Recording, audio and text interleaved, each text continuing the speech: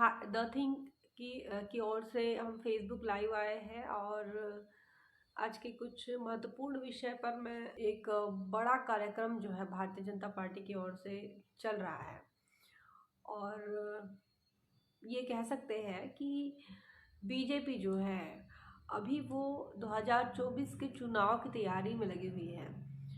कुछ दिनों पहले बजट आया और बजट में बड़ी बड़ी घोषणाएं हुई और बड़ी बड़ी बातें भी कही गई। और जब आंकड़ों की बारी आई और जब हमने आंकड़े देखा तो आंकड़ों में हमें जो पिछला बजट था उससे उससे हमें हर क्षेत्र में, चाहे वो शिक्षा में हो, रोजगार में हो, विकास कार्य में हो, तो बजट हमको घटता हुआ नजर आया। आंकड़े जो है वो कम होते हुए नजर आए।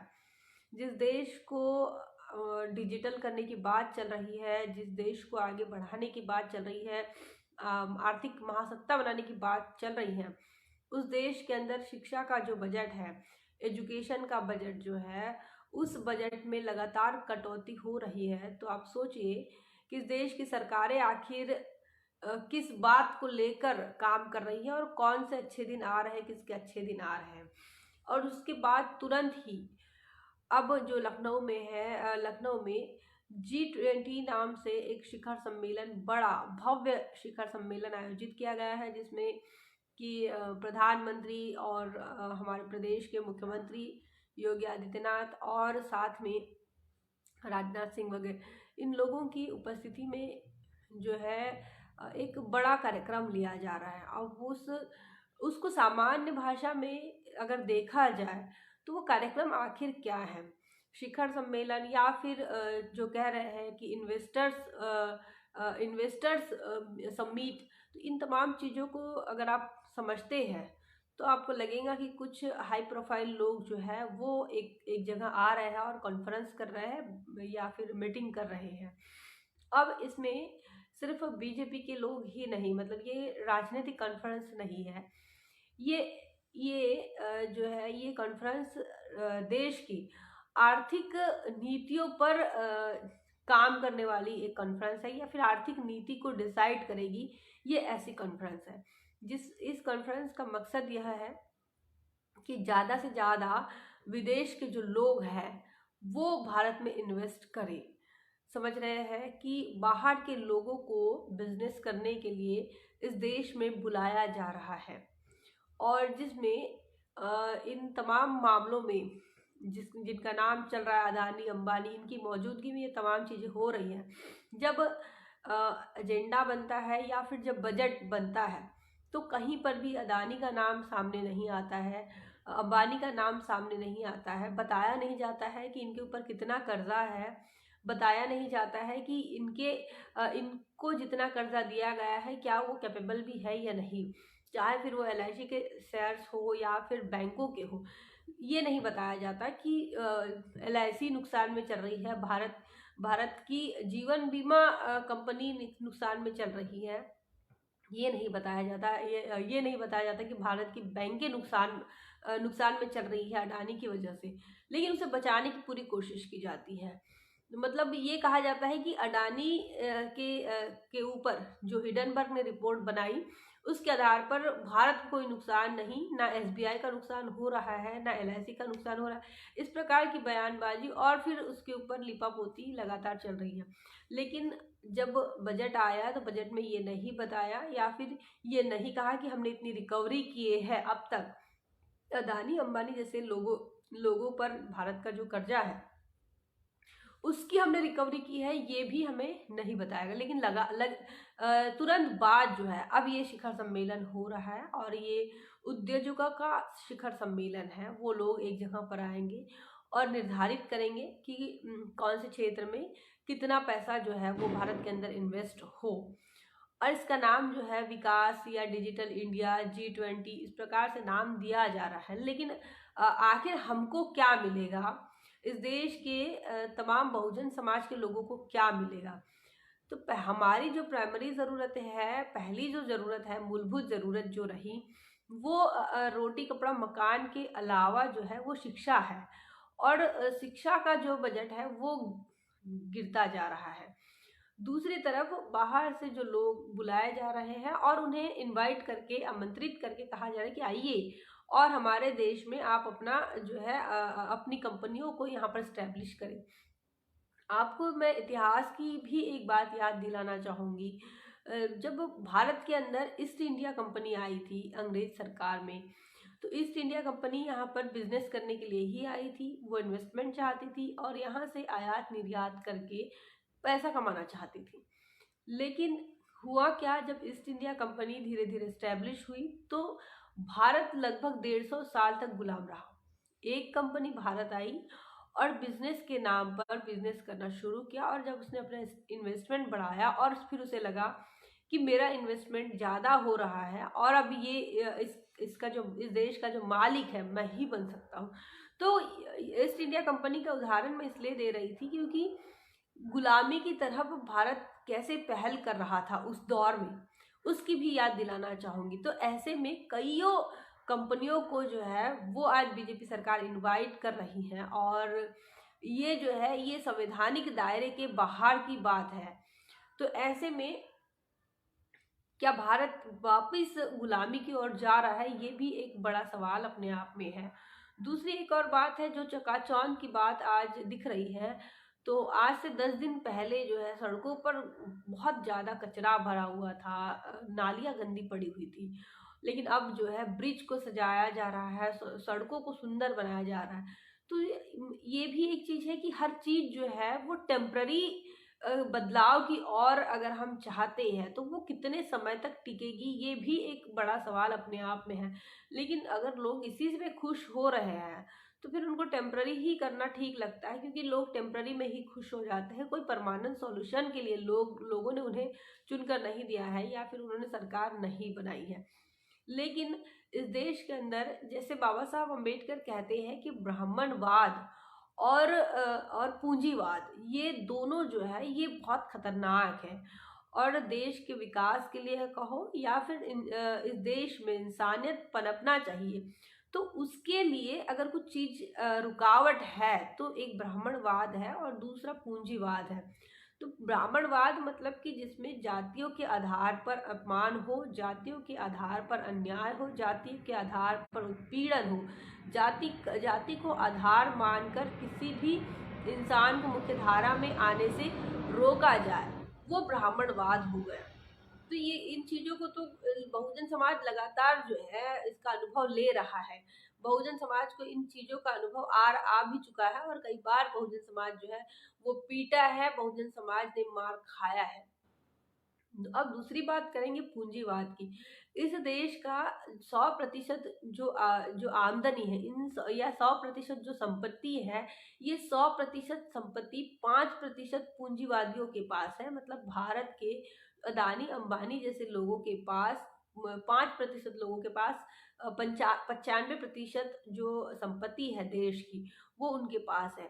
और अब क्या होगा, मतलब इन पूंजीवादियों में और पूंजीवाद का बढ़ावा होगा, क्योंकि बाहर से भी कुछ इन्वेस्टर्स अब भारत में आएंगे। तो ऐसे में पूंजीवाद का बोलबाला होगा। कार्ल मार्क्स की विचारधारा को अगर हम देखें तो वो पूंजीवाद के कट्टर घोर विरोधक रहे हैं, और उनका ये मानना है कि पूंजीवाद से मालकशाही और नौकरशाही पनपती है। मतलब एक को मालिक बनने वाली एक परंपरा होती है, और उसके जो पीड़ित है नौकर बनने वाली जो परंपरा है वो आती है। लेकिन वही भारत में कैसे लागू होगी अगर पूंजीवाद जिस प्रकार से बढ़ रहा है। मतलब कि इस देश में राष्ट्रवाद का नाम को लेकर अगर बात करें, देशभक्ति की बात करें, तो देशभक्ति हम लोग का ठेका है। मतलब जो लोग रोज के लिए 150-200 रुपए की रोजी कमा रहे हैं, 200-300 रुपए की रोज दिहाड़ी मजदूरी कर रहे हैं, उन्होंने जो है वो राष्ट्रवाद और देशभक्ति के लिए की जिम्मेदारी ली है। उनका घर नहीं है, झोपड़ी है, फिर भी वो तिरंगा जो है वो लहराएंगे। ये इस देश के गरीबों, दलितों, पिछड़ों और दिहाड़ी मजदूरों की जिम्मेदारी है कि हम राष्ट्रवादी हैं, हम इस देश के देशभक्त हैं, हम साबित कर रहे हैं। लेकिन वही मेहुल चौकसी जैसे लोग, नीरव मोदी जैसे लोग जो देश की संपत्ति को लूट लूट कर लेकर चले गए, भाग गए, पता नहीं चल रहा है, विजय माल्या जैसे लोग, पता नहीं चल रहा है, ऐश कर रहे हैं, मजा कर रहे हैं और देश की संपत्ति को बर्बाद कर रहे हैं, उन लोगों का कहीं पता नहीं चल रहा है। लेकिन उनसे राष्ट्रवाद की अपेक्षा कोई नहीं कर रहा है, खासकर सरकार नहीं कर रही है। उनसे देशभक्ति की अपेक्षा नहीं की जा रही है, उल्टा उनको उनके साथ सरकार बैठकर पूंजीवाद को बढ़ावा दे रही है। अब भारत में अगर पूंजीवाद बढ़ता है तो इस पूंजीवाद में सिर्फ मालिकशाही और नौकरशाही नहीं बढ़ेगी, इसमें एक वर्ग मालिक और एक वर्ग नौकर ही नहीं होगा, इस पूंजीवाद में ब्राह्मणवाद भी एडिशनल होगा। क्योंकि अगर हम बात करें मार्क्सिज्म की, तो उन्होंने सिर्फ दो वर्ग बताए हैं, एक गुलामों का और उन पर राज करने वालों का, उन पर वर्चस्व जिनका रहेगा उनका। लेकिन भारत के अंदर जैसे जैसे ब्राह्मणवाद बढ़ रहा है और उसके बाद तुरंत ही पूंजीवाद भी बढ़ रहा है दूसरी तरफ, तो ऐसे में पूंजीवाद में जो नौकर होगा या फिर जो लेबर वर्ग होगा, उस लेबर वर्ग की खासकर जातियां भी देखी जाएगी और उन जातियों के आधार पर, मतलब एक लेबर के नाम पर भी उत्पीड़न होगा और उसके साथ साथ जाति के आधार पर भी उत्पीड़न होगा।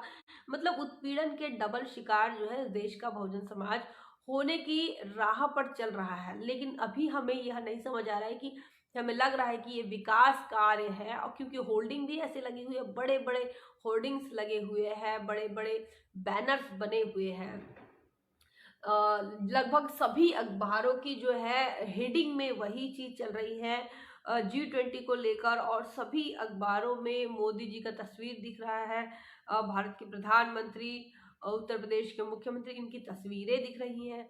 तो ऐसा लग रहा है कि कुछ बड़ा हो रहा है, लेकिन क्या हो रहा है और क्यों हो रहा है, इससे भारत के या फिर इस देश के खासकर बहुजन समाज के लोगों पर क्या बीतेगी, क्या गुजरेगी, या फिर उनका कितना नुकसान होगा या कितना फायदा होगा, इन तमाम चीजों को लेकर अभी हम जो है वो इस पर चर्चा नहीं कर रहे हैं। हमें लग रहा है कि चकाचौंध चल रही है, डिवाइडर्स पर गमले लग रहे हैं, फूलों के गमले लग रहे हैं, तो यही चीजें जो है वो हमें आकर्षित कर रहे हैं और हमको लग रहा है कि ये अच्छा हो रहा है। लेकिन ये सारी चीजें टेम्पररी है, वो कुछ ना कुछ परमानेंट करने के लिए ये टेम्पररी चीजें आपको दिखा रहे हैं। लेकिन आने वाले समय में जब जब फॉरेन के इन्वेस्टमेंटर्स जब हावी होंगे देश पर, तो इस देश में ब्राह्मणवाद और पूंजीवाद के नाम पर अगर किसी का उत्पीड़न होगा तो बहुजन समाज का होगा, ये हमें याद रखना होगा। दूसरी बात मैं ये भी बता दूं कि डिजिटल इंडिया की बात करो, स्किल इंडिया की बात करो, और इंडिया को तरक्की की ओर लेकर जाने की बात करो, कैशलेस की बात करो, सब चीज मान्य है। लेकिन ओडिशा का एक मामला सामने आया इस डिजिटल इंडिया में, इस प्रगत भारत में जहां पर अच्छे दिन चल रहे हैं, राम राज्य चल रहा है, उस भारत में एक बड़ी खबर निकल कर आई है कि ओडिशा के कोरापुट में एक इंसान जिनका नाम सामुल पांगी है, उनकी पत्नी बीमार थी और उन्होंने विशाखापट्टनम में उनको अस्पताल में भर्ती कराया, उसके बाद उनका देहांत हो गया। तो देहांत, इलाज के दौरान देहांत नहीं हुआ, तो जैसे ही वो इलाज के बाद वो ऑटो लेकर अपने घर जा रहे थे, बीच रास्ते में 100 किलोमीटर उनको जाना था, बीच रास्ते में उनकी पत्नी की मौत हो गई। ऐसे में ऑटो रिक्शे वाले ने उनकी पत्नी के शव को गाड़ी से उतार दिया और ये कहा कि वो अपने गाड़ी में शव नहीं लेकर जाएगा। और उसके बाद 30 किलोमीटर जो सामुल पांगी है, आदिवासी कम्युनिटी का है व्यक्ति, और वो 30 किलोमीटर अपनी पत्नी की लाश को ढोता रहा और घर लेकर गया है। तो ये भी एक है कि किसी के दुख के साथ या फिर इस देश की व्यवस्था देखिए, अगर वो आदिवासी नहीं होता तो क्या उसे ऑटो से उतारने की हिम्मत कोई ऑटो रिक्शा वाला कर पाता क्या? ये भी एक बड़ी बात है। तो मतलब जातिवाद जो चीज है वो हर क्षेत्र में आपको मिलेगी। सामाजिक समस्याओं में अगर आप ढूंढेंगे तो उसकी जो जड़ है वो जातिवाद मिलेगा, ब्राह्मणवाद, वर्णवाद मिलेगा ही। वही चीज अगर आप राजनीतिक और आर्थिक समस्याओं में भी ढूंढेंगे तो सारी कुछ चीजों का मूल मैं यही मानती हूँ कि देश का ब्राह्मणवाद ही सारी चीजों का मूल कारण है। और इसी वजह से इस देश में सामुल पांगी जैसे इंसान को अपनी पत्नी को 30 किलोमीटर कांधे पर ढोना पड़ता है, उसके शव को ढोना पड़ता है, और उसकी जाति की वजह से ऑटो रिक्शा वाला जो है वो उसे उतार देता है।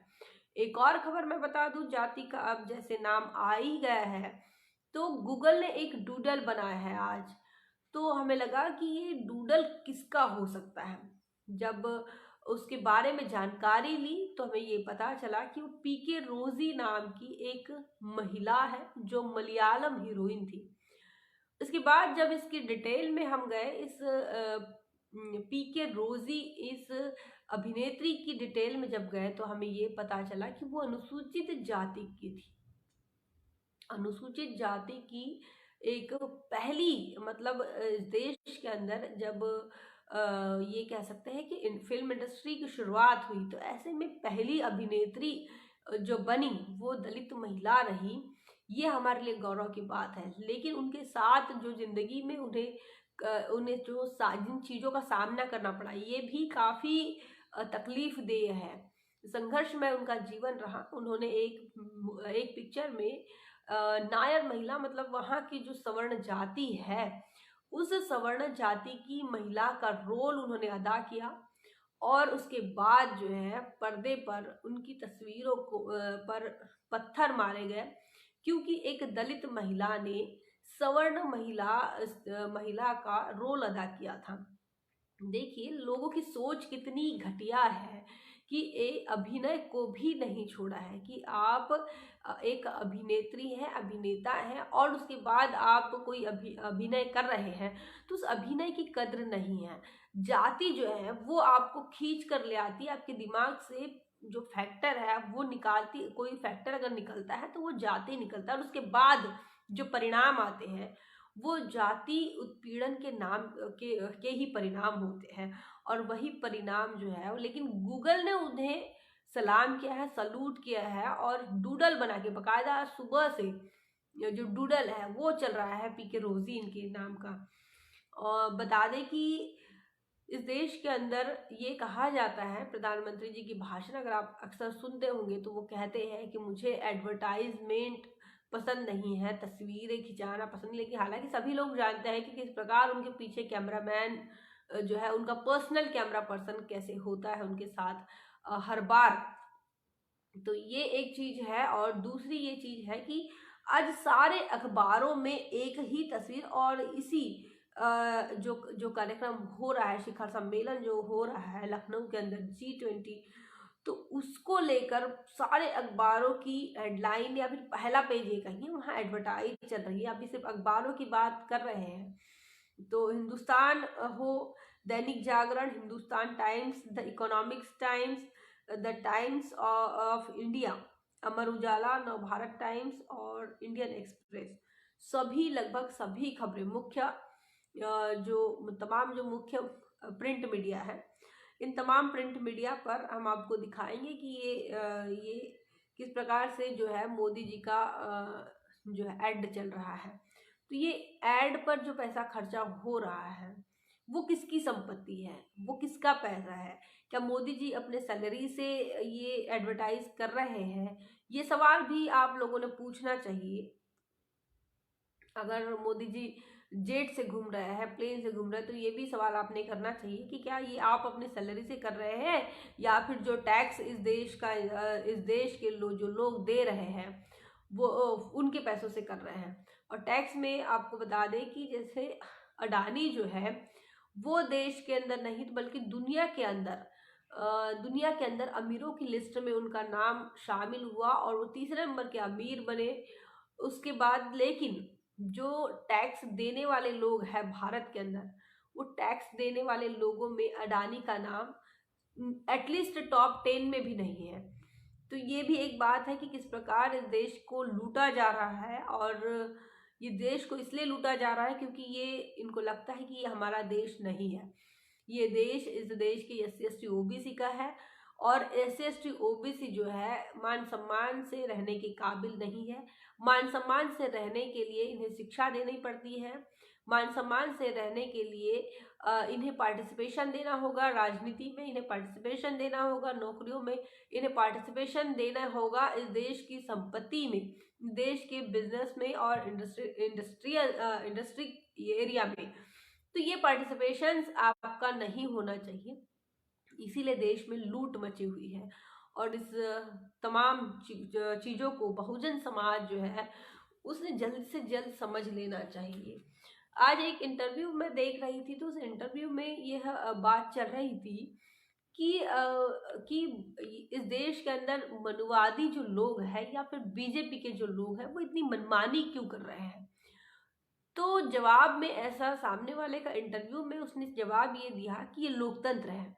देखिए, लोकतंत्र का हम चाहते हैं कि इस्तेमाल कैसा हो, अच्छे कामों के लिए हो। हम ये चाहते हैं कि लोगों के दुख दूर हो, इसलिए लोकतंत्र का इस्तेमाल होना चाहिए। लेकिन जवाब देने वाले ने ये कहा कि देश के अंदर मनमानी भी अगर बीजेपी कर रही है तो वो बहुमत में आई है, वो चुन कर आई है और उसके बाद वो मनमानी कर रही है। अगर आपको लगता है कि मनमानी है, इस पर नियंत्रण लगना चाहिए, तो आप बहुमत में आइए, आप सरकार बनाइए और आप राजपाट करो और उसके बाद जो है आप जो चाहते हैं वो करो।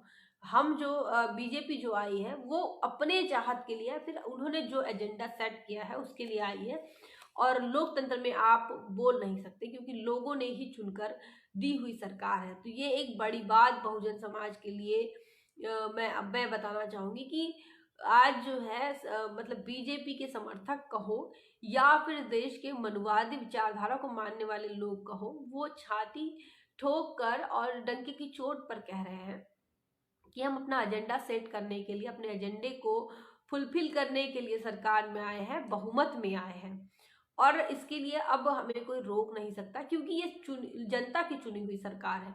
अगर आप इसमें बदलाव चाहते हो तो सरकार बनाने की बात जो है ये मनुवादी लोग आप लोगों से कह रहे हैं, बहुजन समाज से कह रहे हैं।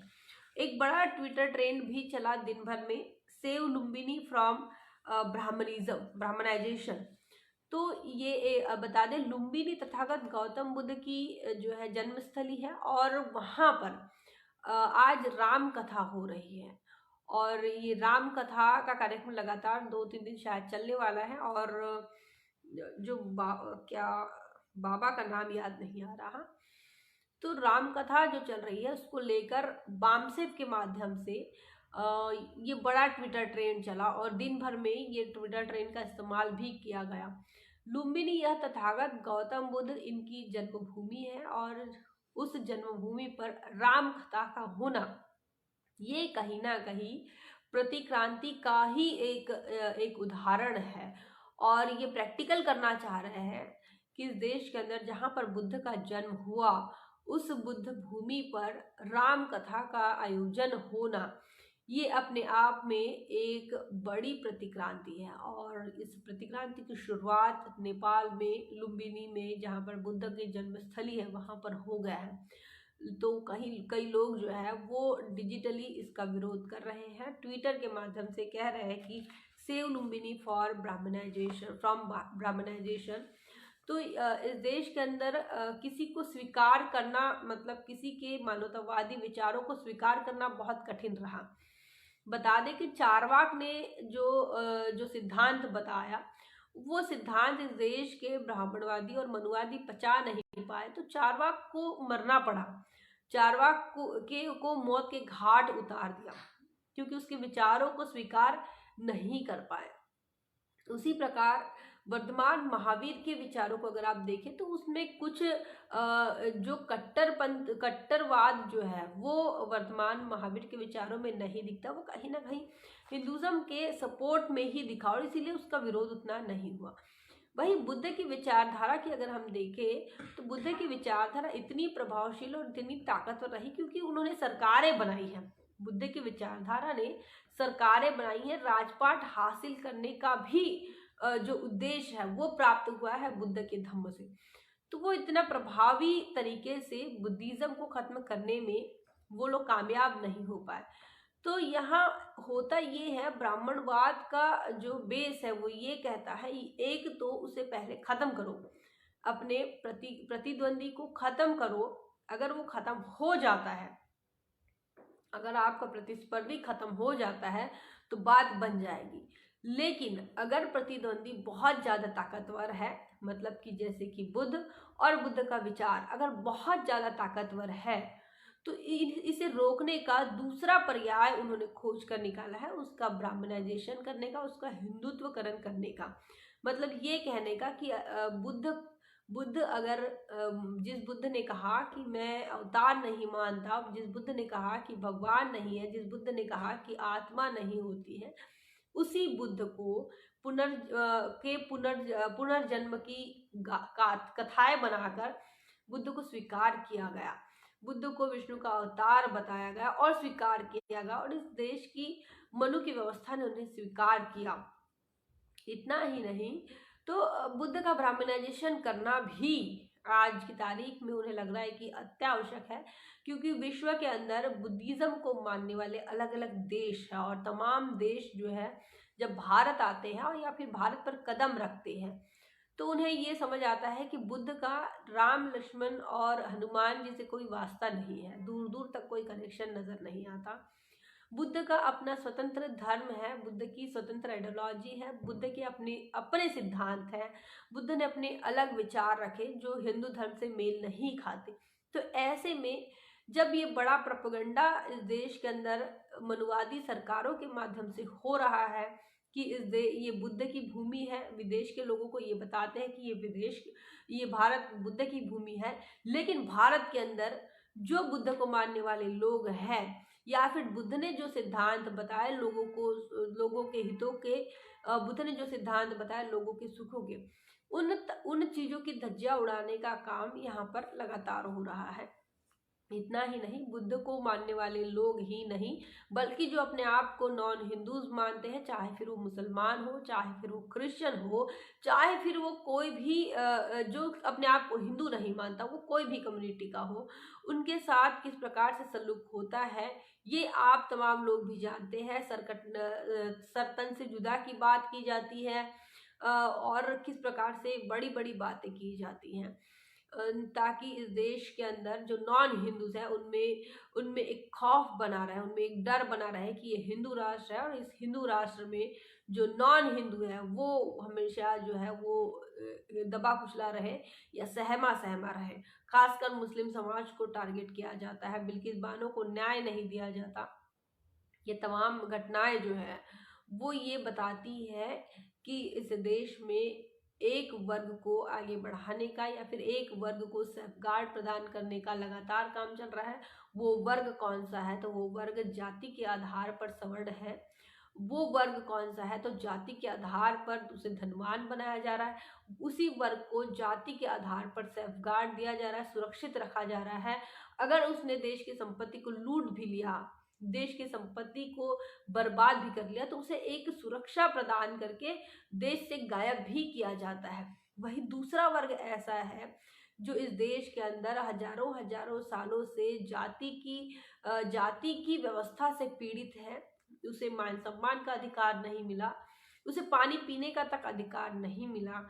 बाबा साहब के संविधान की वजह से थोड़ा बहुत पढ़ना लिखना जो है वो इस देश का बहुजन समाज सीख चुका है, लड़ना सीख चुका है, मान सम्मान की लड़ाई अब समझ रहा है, सेल्फ रिस्पेक्ट मूवमेंट को समझ रहा है, बहुजन महापुरुषों के आंदोलन को समझ रहा है।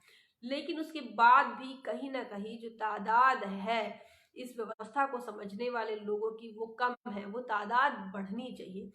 बीएचयू में एक प्रोफेसर है, प्रोफेसर अहिरवार, वो कहते हैं कि उत्पीड़न हो रहा है समाज के ऊपर, आपको ऐसा लग रहा है, पिटाई हो रही है और मारपीट की जा रही है, अन्याय अत्याचार बढ़ रहे हैं अगर समाज के ऊपर ऐसा आपको लग रहा है तो आपने क्या करना चाहिए। तो प्रोफेसर साहब का ये कहना है कि आपने अपने काम की स्पीड बढ़ा देनी चाहिए, मानवतावाद के मूवमेंट की स्पीड बढ़ा देनी चाहिए, बहुजन आंदोलन के काम की स्पीड बढ़ा देनी चाहिए। आप जितना ज़्यादा विमर्श करेंगे, जितनी ज़्यादा संगोष्ठियाँ करेंगे, जितने स्पीड से काम होगा मानवतावाद का, जितने स्पीड से बहुजन आंदोलन का काम बढ़ेगा, उसी उसी स्पीड को ध्यान में रखकर उत्पीड़न की मात्रा भी घटती रहेगी। बशर्ते आपको अपनी स्पीड को बढ़ाने के लिए लगातार काम करना होगा। तो ये हमारे समाज के जो कुछ लोग जो है वो आज यूनिवर्सिटी पे पहुँचे हैं और वहाँ से अगर समाज को मार्गदर्शन कर रहे हैं, तो समाज की जिम्मेदारी ये है कि उन लोगों की बातों को समझे, उनकी अहमियत को समझे और आगे की जो जिंदगी है, जो संघर्ष करने वाला जो दौर है, उसमें उन चीज़ों से प्रेरणा लेकर संघर्ष करें। आपका क्या मानना है कमेंट सेक्शन में जरूर बताएं। आज के लाइव में इतना ही। बने रहे द थिंग पर। अगर आप हमारे फेसबुक पेज पर इस वीडियो को देख रहे हैं तो हमारे पेज को लाइक करें, फॉलो करें और कमेंट सेक्शन में बताएं कि आप क्या सोचते हैं जिन विषयों पर हम बात कर रहे थे।